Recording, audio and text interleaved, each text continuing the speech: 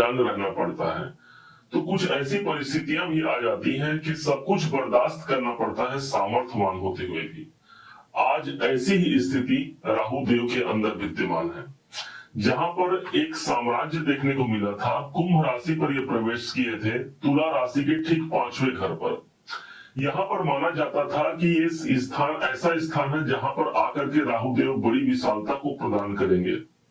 परंतु अभी 4 महीने हो गए, क्योंकि 18 मई से ये आए हुए हैं, कोई यदि बड़ी पॉजिटिविटी नहीं दिख रही है, कोई बड़े परिणाम नहीं मिल रहे हैं, तो समझिए कि अब वक्त करवट बदलने जा रहा है।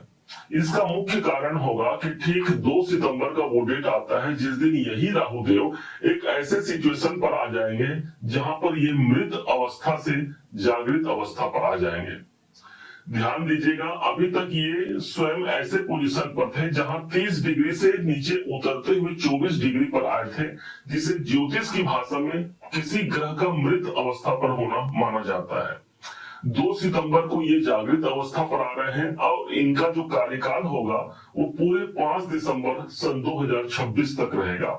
अर्थात 2026 की नींव भी इसी समय पर रची जा चुकी है। क्या परिणाम होंगे, क्या इसके फल होंगे, समझिएगा बड़े ध्यान से।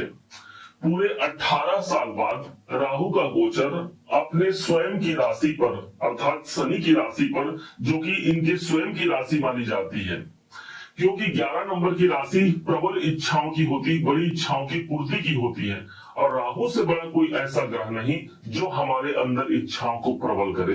और यही ग्रह ठीक तुला राशि के 5वें घर पर है। पंचम भाव हमारे सोच समझ की होती है, राहु जैसा ग्रह यहाँ विद्यमान हो गया, अर्थात जो दायरा है, जो विजन है, वो छोटा नहीं रहेगा, अर्थात एक बड़े विजन पर हम काम करेंगे। सभी ग्रह एक हवा है, हवा का झोंका है, तो राहु एक ऐसा ग्रह है जो तूफान है, क्योंकि तूफान से हम राहु को जोड़ते हैं। अब यही राहु हमारे सफलता के किस मुकाम तक हमको उड़ा कर ले जाएगा, इस बात की विश्लेषण हम यहाँ पर लेकर के आए हैं। 5वें घर पर राहु शिक्षा प्राप्ति के लिए एक सबसे सुंदर अवसर रहेगा जो विद्यार्थी वर्ग के लोग हैं। यदि आप शिक्षा के क्षेत्र पर काम करते हैं, यहाँ एक अच्छी प्रबलता दिखेगी। क्रिएटिविटी संबंधी कार्यों में भी ये राहु हमको संबल प्रदान करता है, एक सुरक्षा प्रदान करता है। यही नहीं, राहु का संबंध डायरेक्ट शेयर मार्केट से है। स्वयं 11 नंबर की राशि पर 18 साल बाद आए हैं, इसलिए शेयर मार्केट संबंधी कार्यों पर भी हमको प्रगाढ़ता देखने को मिलेगी। कोई डिसीजन हमने पहले लिया है, उस डिसीजन का शुभ परिणाम हमको प्राप्त नहीं हुआ है, अब राहु के पास वो डिसीजन है जो बड़े लाभ से हमको जोड़ जाएगा। क्यों हमने बड़े लाभ का यहाँ पर जिक्र किया है, समझिएगा। राहु के पास टोटल 3 दृष्टियां हैं, पहली 5वीं, फिर 7वीं, फिर 9वीं, और उस हिसाब से इनकी जो पहली दृष्टि है वो भाग्य भाव पर, 7वीं दृष्टि जो पड़ रही है वो इनकम के भाव पर, और इनकी अंतिम जो दृष्टि है वो कहीं और नहीं, स्वयं आपकी राशि तुला राशि पर इनकी 9वीं दृष्टि पड़ रही है। राहु का एक जो उनकी मानसिकता है उसको समझिएगा, अर्थात जब आपके लग्न पर इनकी दृष्टि आ रही है, मतलब हम स्वयं राहु से प्रभावित हो जाएंगे ना।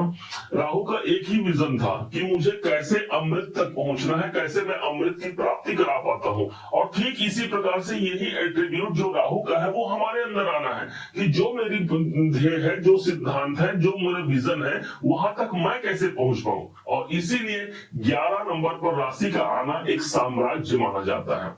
यहाँ पर अच्छे जो क्रिएटिविटी संबंधित कार्य पूरे होते हैं, एक नए आयाम को हमने प्राप्त किया, कोई डिसीजन पहले लिया, उसमें कोई प्रॉब्लम है, तो अब उस प्रॉब्लम से बाहर निकल करके एक अच्छे अवसर की तलाश जो हम कर रहे हैं वो प्राप्त कर पाते हैं। अब आइए पहले स्थान पर जहां पर इनकी दृष्टि है, ये 3 घर है।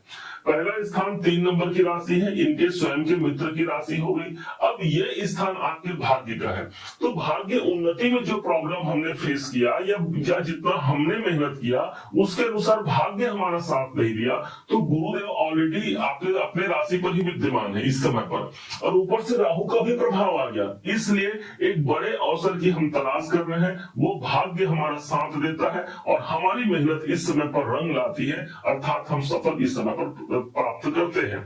नवम भाव हमारे पिताजी का है, पिताजी से जुड़े हुए कोई कार्य यहाँ पर हो सकते हैं, कोई सीनियर बॉस है उसके द्वारा हमको सफलता नहीं मिल रही है, या कोई टेंशन बना हुआ है उस पर हम काम करके उस पर सफलता प्राप्त कर रहे हैं। अब जहां पर ये इनकम और लाभ से हमको जोड़ेगा, राहु के पास जो 7वीं दृष्टि है वो कहीं और नहीं 11वें घर पर है। ये स्थान एक बड़े लाभ, एक बड़े दायरे से जोड़ता है।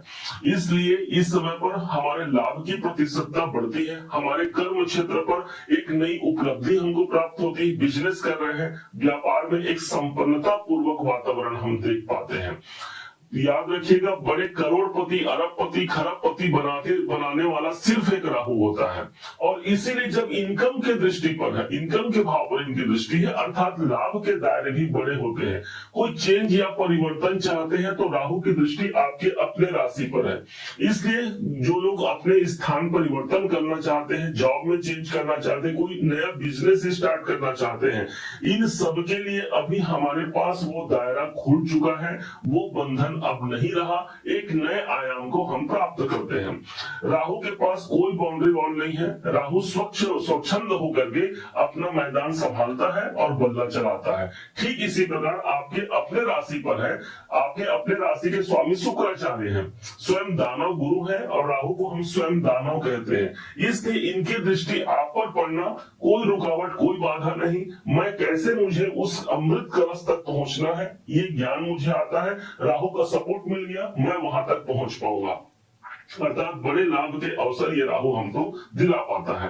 अब ध्यान दीजिएगा, राहु की जो दृष्टि 7 नंबर की राशि है, 7 नंबर की राशि को हम बैलेंस कहते हैं। अर्थात जो असंतुलन जीवन में बना हुआ है वहां पर हम बैलेंस बना पाते हैं, एक संतुलन बना पाते हैं। और यही राहु जो कि माना जाता है तूफान है ना, तो तूफान के माध्यम से हमको सफलता के बड़े शिखर तक पहुंचा जाता है। इनकम और सब दृष्टिकोण से एक पॉजिटिव राहु को हमने यहाँ पर प्राप्त किया। लेकिन कहा गया है प्रत्येक सिक्के के 2 पहलू होते हैं, तो दूसरे पहलू को भी जान लेते हैं। दूसरा पहलू ये होगा, राहु के पास सिर्फ 2 ही इनके पास नकारात्मक तथ्य होते हैं। पहला भय देना और दूसरा भ्रम देना। हमको ये बारंबार भयभीत भी करता है और भ्रमित भी करता है, परंतु इस समय पर चूंकि ये जाग चुके हैं, वो भ्रम और वो भय से हम बाहर निकल करके सिर्फ और सिर्फ जैसे अर्जुन को दिखा था, चिड़िया की आंख दिखी थी, ठीक इसी प्रकार यहाँ पर हम अपने लक्ष्य को प्राप्ति के लिए वो कार्य कर पाते हैं। राहु हमारा सपोर्ट करेगा, राहु हमारे साथ होकर के एक पॉजिटिव काम करेगा।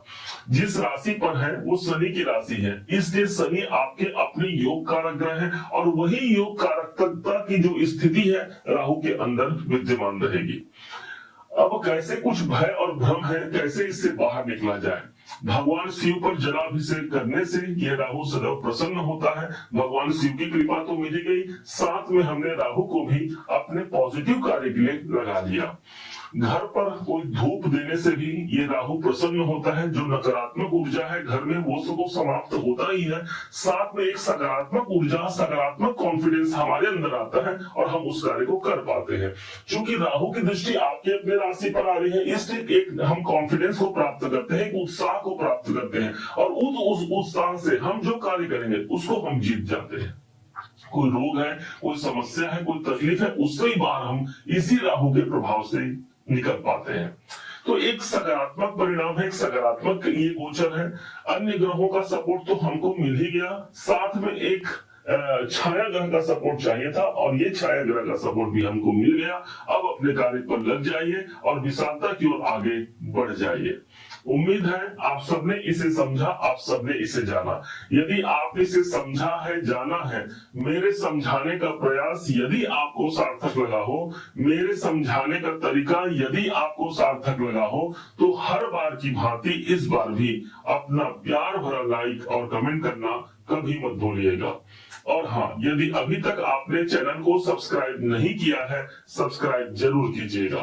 पुनः एक बार फिर आप सभी का दिवस बहुत मंगलमय हो, इन्हीं शुभकामनाओं के साथ। जय श्री राम।